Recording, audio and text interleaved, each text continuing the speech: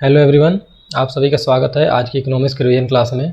तो आज हम लोग मार्केट स्ट्रक्चर के बारे में पढ़ने वाले हैं। तो चलिए स्टार्ट करते हैं। पहले हम लोग जानते हैं कि मार्केट क्या होता है। तो मार्केट एक ऐसा सिस्टम है जहाँ पर कि बायर और सेलर के बीच में किसी भी गुड्स या सर्विस के एक्सचेंज के लिए रिलेशनशिप स्थापित हो जाता है। मतलब जहाँ पे बायर और सेलर के बीच में गुड्स एंड सर्विस के एक्सचेंज के लिए रिलेशनशिप बन जाए उसे ही मार्केट कहते हैं।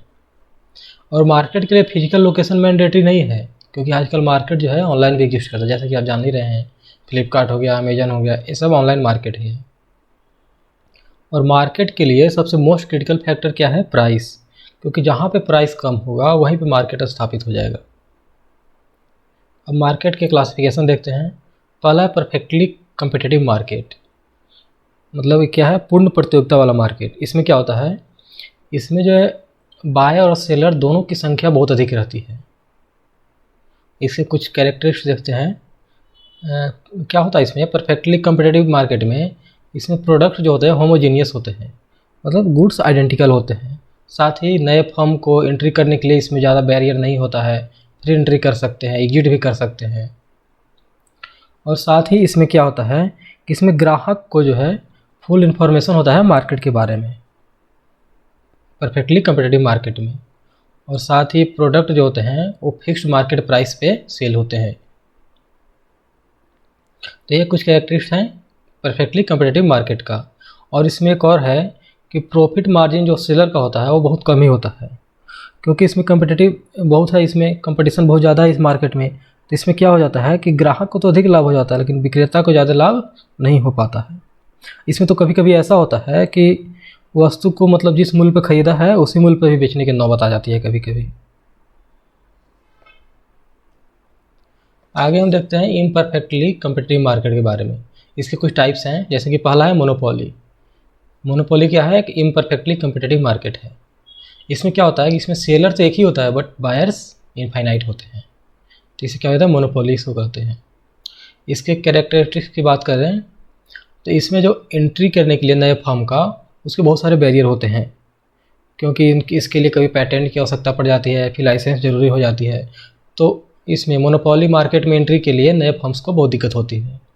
साथ ही जो प्राइस है वो कंपनी डिसाइड करती है इसमें, न कि मार्केट डिमांड के अनुसार डिसाइड होता है। इसमें जो है प्राइस कंपनी डिसाइड करती है, क्योंकि वो मोनोपोली है उनका, वो जो चाहे उस दाम पर बेच सकते हैं अपने प्रोडक्ट को।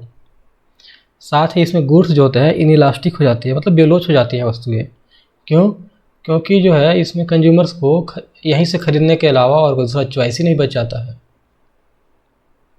जैसे एग्जांपल देख लीजिए, रेलवे, न्यूक्लियर एनर्जी हो गया, या भी बहुत सारे गूगल भी हो गया। वे भी एक क्या है? मोनोपोली का एग्जांपल है। अब तो एआई वगैरह आ गए हैं, लेकिन पहले ये सब मोनोपोली गूगल का था। आगे देखते हैं कि अगला क्या है। इम्परफेक्टली कम्पिटिटिव मार्केट का अगला एग्जांपल है मोनोपोलिस्टिक कंपटीशन। इसमें क्या होता है कि इस मार्केट में बहुत सारी कंपनियां होती हैं, वो सेम ही प्रोडक्ट मतलब सेल करती है, बट उनका जो ब्रांड होता है वो डिफरेंट होता है। मतलब प्रोडक्ट तो सिमिलर होते हैं परंतु इसका ब्रांड अलग अलग होते हैं। जैसे कि बहुत सारी कंपनियां अलग अलग ब्रांड की शॉप्स बेच रही है, इसी तरह की कुछ शैम्पू अलग अलग ब्रांड की बेच रही है। और इसमें जो कंपटीशन होता है वो हाई होता है। कंपटीशन तो हाई होता ही है, साथ में जो न्यू कंपनी जो एंट्री करना चाहते हैं उनके लिए एंट्री भी डिफ़िकल्ट होती है। उनको अपना इस्टेब्लिश कर पाना बहुत मुश्किल होता है। जैसे कि बैंक्स का एग्जांपल देख सकते हैं, स्कूल्स हो गए, हॉस्पिटल्स हो गए, ये सब एग्जांपल हैं मोनोपोलिस्टिक कंपटीशन मार्केट का। अगला है ओलिगोपोली। ओलिगोपोली में क्या होता है कि ये मार्केट जो है डोमिनेट होता है कुछ फ्यू लार्ज सेलर्स के द्वारा। मतलब कुछ बड़े सेलर्स जो है इस मार्केट को डोमिनेट करते हैं। इसका कैरेक्टरिस्टिक्स देखते हैं। पहला तो इसका मेन कैरेक्टरिस्टिक्स है कार्टेल फॉर्मेशन। कार्टेल फॉर्मेशन मतलब गुटबाजी। इस मार्केट में बहुत ज़्यादा गुटबाजी होती है। क्यों? ताकि प्राइस को कंट्रोल किया जा सके। सब एक आपस में गुट बनाकर प्राइस को हाई रख सकते हैं, क्योंकि ओलिगोपोली है, कुछ ही कंपनियां हैं वहाँ पे, वो जो चाहे वो अपना प्राइस डिसाइड कर सकती है। तो इस मार्केट का मेन गुण है कार्टेल फॉर्मेशन। अगला है कि इसमें क्वालिटी पर फोकस किया जाता है। क्वालिटी और एडवर्टाइजिंग पे ज़्यादा फोकस किया जाता है, प्राइस उतना फोकस नहीं किया जाता है। साथ ही इसका जो कर्व होता है, इसमें होता है किंग डिमांड कर्व मॉडल, जिसको कि बिल्डर मांग के नाम से भी जानते हैं। ये क्या होता है किंग डिमांड कर्व मॉडल? तो अब देखिए, जैसे इसमें क्या है कि मान लीजिए दो राइवल फर्म्स हैं, यदि एक फर्म अपना प्राइस जो है प्रोडक्ट का रेज करेगा तो क्या होगा, कंपटीटर जो फर्म्स है उसको फॉलो नहीं करेंगे। क्यों? क्योंकि देख रहे हैं अगला यदि राइज करेगा तो अपना प्राइस प्रोडक्ट का, तो जो दूसरे कंपटीटर फर्म हैं उनके प्राइस का उनके प्रोडक्ट का प्राइस लो रहेगा, तो कंज्यूमर जो है उनके पास ज़्यादा जाएंगे, तो उससे बराबरी करना नहीं चाहेंगे। तो इससे क्या होगा, कस्टमर शिफ्ट कर जाएंगे कंपटीटर्स के पास और डिमांड जो है हाईली इलास्टिक हो जाएगा।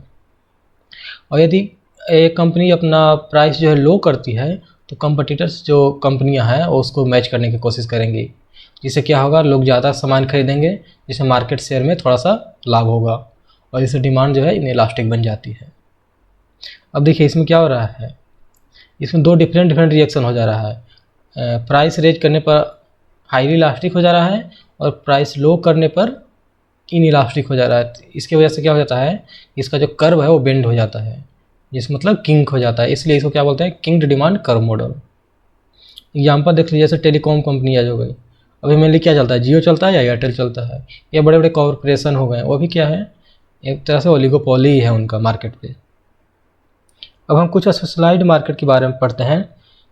तो पहला है बायलैटरल मोनोपोली मार्केट। ये क्या होता है कि बायलैटरल मोनोपोली मार्केट में बायर और सेलर का इक्वल पावर होता है, जैसे कि लैंड डील्स हो गया, मैरिज हो गया।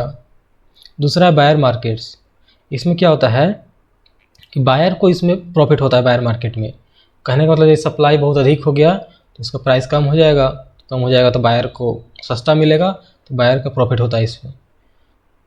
इसको हम लोग जो परफेक्टली कम्पिटिटिव मार्केट है उसमें रख सकते हैं, क्योंकि परफेक्टली कम्पिटिटिव मार्केट में क्या हो रहा था, बायर को ही ज़्यादा लाभ हो रहा था जबकि सेलर को कम हो रहा था।